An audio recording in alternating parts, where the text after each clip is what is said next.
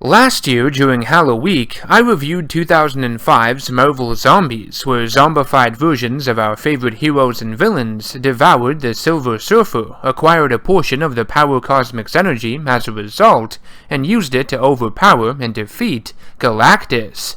Now possessing his power as well, they began to attack planets, consuming their populations. Shit got out of control. It makes sense that this year, for Halloween 2019, I take a look at Marvel Zombies 2, the continuation of this crazy story that was released between late 2007 and early 2008. Just how deranged can all this become? Let's find out, shall we? For the last 40 years after leaving Earth, the cosmic-powered zombies have traveled across the known universe and devoured every living thing, finding themselves at the edge of it, having gone weeks without food. Among their ranks is now a zombified Thanos, Gladiator, and Firelord. Hulk has a disagreement with Thanos and removes his head, though Iron Man reminds Hulk and Gladiator that they can't eat each other. They would if they could. The heroes, though that's a strong word for it, decide that the best course of action is to return to Earth and rebuild the interdimensional portal that Magneto destroyed all those decades ago. Earth has become a desolate wasteland. Black Panther rules over the surviving humans in New Wakanda, but their community is threatened by a new generation of acolytes led by Malcolm Cortez, the son of Fabian Cortez, who seeks to take over and establish a cult to Magneto. The zombie Wasp appears and has seemingly been cured of her hunger, which apparently fades over time. T'Challa's grandson, Kashamba, has also found Hawkeye's head, which appears to also be cured of the hunger. Hawkeye is given the Wasp's old robotic body, and Reynolds explains to T'Challa that mentally Clint is not all there, having sat in rubble for nearly half a century.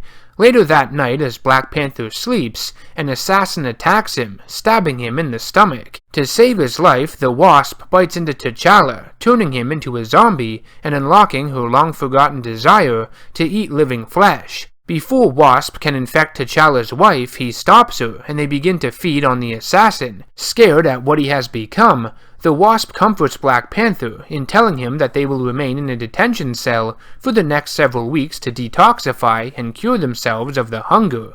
In the meantime, the cosmic-powered zombies continue their travels to Earth, feeding on Ego, the living planet, along the way, shocked that they missed him before. Talk about a feast. Damn. Forge approaches Malcolm Cortez and threatens him. They know he was responsible for the attack. Cortez tells him that no one will follow T'Challa now that he is a zombie. Wasp and Black Panther wait out the hunger, which is like quitting cold turkey for a drug addict. Not so easy. Forge and Reynolds release them when their hunger subsides, so T'Challa, Wasp, and Hawkeye can hide out until they can defeat Cortez's forces, and to prevent Cortez and his men from executing them and ending the zombie plague once and for all in their eyes. Cortez intercepts them though, wanting to show Kashamba what his grandfather has become. As he announces to the populace of New Wakanda that T'Challa is unfit to be king, they are interrupted by the zombie heroes, who have returned to Earth and are starving for human flesh. Wasp and T'Challa attempt to tell them that the hunger can be overcome, but they have none of it. Hulk takes a bite out of an acolyte, but Giant Man holds him back, telling him and the rest of the zombies that they were foolish before, eating without restraint. They could turn this place into a breeding camp and savor their meals, never running out of food essentially. On their travels to Earth, you got a sense that the zombies were being cured of their hunger, at least in intervals. They began to think more coherently, using logic. Spider-Man even tells them that he still cracks jokes, not to hide his insecurities like before, but now to keep his mind off of the terrible things they've done. If he focuses on that, he's afraid he will become a soulless beast, a monster. Anyways, these thoughts surface once again, and Spider-Man attacks Giant Man. Peter tells him that they were once heroes, they must think of the survivors, and can't go down their dark path anymore. The rest of the zombies try to silence him, but Luke Cage aids the web slinger as well, telling them he's right. The zombies begin an all-out war on each other, allowing the humans to activate a barrier around New Wakanda. Gladiator is caught inside, along with Spider-Man, Black Panther, and Luke Cage, who lost his legs when the force field activated. Gladiator rips Spider-Man's torso in half, ew, but Forge, wearing an upgraded older version of Iron Man's armor, is able to down him, and the zombies manage to kill Gladiator with their cosmic powers. Spider-Man and Luke Cage look like absolute shit though. Pull yourselves together. Forge takes a shot at Tony Stark, telling him he's had 40 years to improve upon everything he's ever created at Stark International. Not able to get into New Wakanda, the zombies depart. They arrive at the rundown Baxter building, hoping to find the remnants of the interdimensional portal Magneto destroyed. Remember, that's why they're here. Their presence activates the security measures, and they wonder who could have turned them on. After searching the Baxter building, they find nothing. Realizing Forge was the only one who could have activated the security, and that he must have the portal device in his possession. Back at New Wakanda, the humans, acolytes, and cured zombies decide to form an alliance. It's the only way they will survive. Forge repairs Spider-Man and Luke Cage using leftover cybernetic pieces the Wasp had used. Black Panther asks Spider-Man why he and the other zombies had returned. What do they want?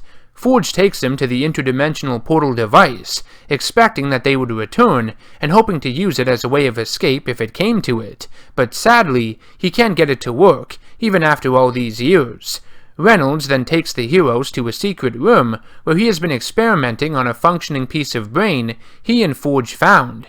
It maintained its fighting ability, but many other brain functions have been left severely impaired. It was the partial brain of Colonel America he had spliced into Black Panther's dead son, T'Challa, behind his back, mind you. T'Challa responds the way you'd expect, angry at Reynolds and Forge for turning his son into a monster. Has he looked in the mirror lately, though? Forge holds him back, and we see just how unintelligible this Colonel America T'Challa hybrid has become, quoting cliché Steve Rogers' battle cries. Reynolds stresses that he is not T'Challa's son, he is dead, so is Colonel America. Spider-Man and Luke Cage try to subdue the undead Colonel, who is getting way too much into this. Reynolds finally manages to calm him down, telling him they are friends.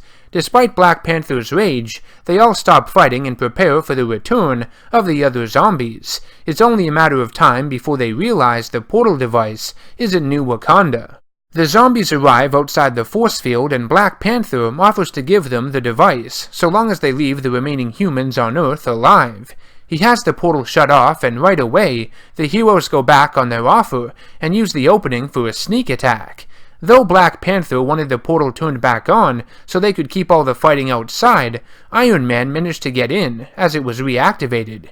He rushes inside to find the survivors and have a feast for one, but comes face to face with Earth's remaining defenders. Only one of you slipped through. That's a shame. Giant Man squishes Black Panther and then doesn't hesitate to slam his ex-wife, the Wasp. Wait, that came out wrong.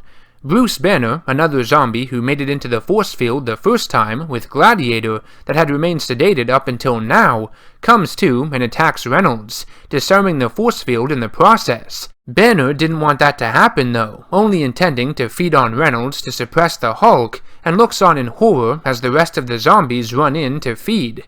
Before Giant Man can take a bite out of T'Challa's wife though, he realizes that his hunger is gone.